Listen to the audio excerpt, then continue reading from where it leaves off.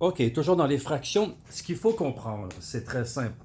Si j'ai par exemple 2 huitièmes, alors, tant qu'on n'est pas arrivé à 8 huitièmes, on est euh, inférieur à un. On est inférieur à un. Parce que 8 huitièmes, c'est 8 divisé par 8, ça égale un. Donc, toutes les fractions qui sont en bas de 8 huitièmes, comme un huitième, 2 huitièmes, 5 huitièmes par exemple, en tout cas, tous ceux qui sont en bas de 8 huitièmes sont plus petits que un.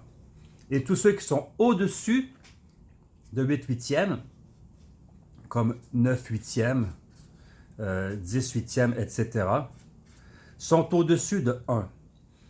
Par exemple, 9 huitièmes, alors 9 huitièmes, il rentre une fois 8 complet dedans. Donc 9 huitièmes, c'est la même chose que un et un huitième. Pourquoi? Parce qu'on a 8 huitièmes qui fait un. Là, je le mets ici. Et après qu'on a enlevé 8 huitièmes, il reste un huitième. Et 10 huitièmes, c'est la même chose. 10 huitièmes, il y a un 8 huitièmes qui vient dedans. Hein? On enlève par exemple 8 huitièmes et il nous reste 2 huitièmes. Ce 8 huitièmes-là, c'est un. Donc on a un et 2 huitièmes. Ça, c'est la même chose. Un et 2 huitièmes plus 10 huitièmes, c'est la même chose.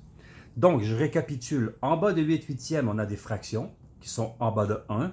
Et au-dessus, ben, on commence à avoir des nombres entiers qui peuvent être mis à côté de la fraction parce qu'on est au-dessus de un.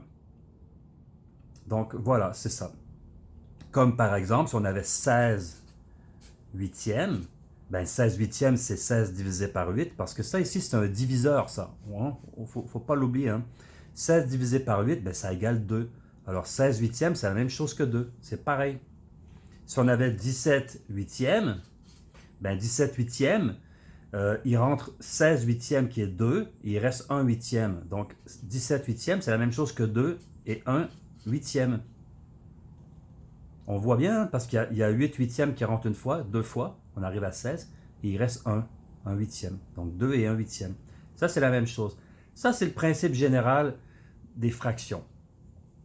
Quand on est en bas de 1, on est dans un pourcentage, parce qu'un pourcentage qui est plus petit que 100, c'est une partie qui est plus petite de 100%, qui 100% égale un entier, donc un bloc par exemple, de 1. 100% de 1, c'est 1.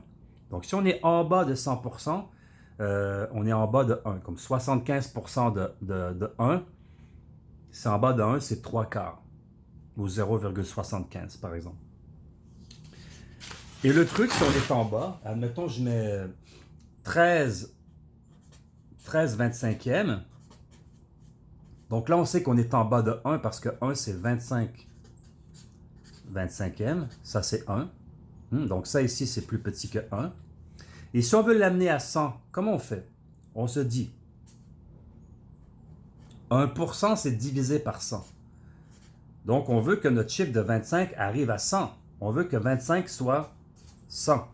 Et pour pouvoir amener 25 à 100, qu'est-ce qu'il faut faire? Il faut le multiplier par 4. Multiplier par 4. Et donc notre fraction, on doit la multiplier par 4 pour pouvoir arriver au pourcentage. Donc 13 fois 4, 13 fois 4, ça égale 40, et 3 fois 4, 12, 52. OK? 13 fois 4, 13, 26, 26, 39, 39, 40, 52. Donc 13 fois 4, c'est 52. Alors, 52 divisé par 100, ben, ça égale 52%. 52%. Ça, c'est la même chose que 52 centièmes. 52%. Donc 13 divisé par 25 égale 52%. 52%, ça égale 0,52. C'est la même chose. Hein? 52 centièmes. Donc, si on avait par exemple 6 et 13 25e, comme on a dit que c'est 0,52, 52%, 13 25e, ça serait exactement la même chose que 6,52.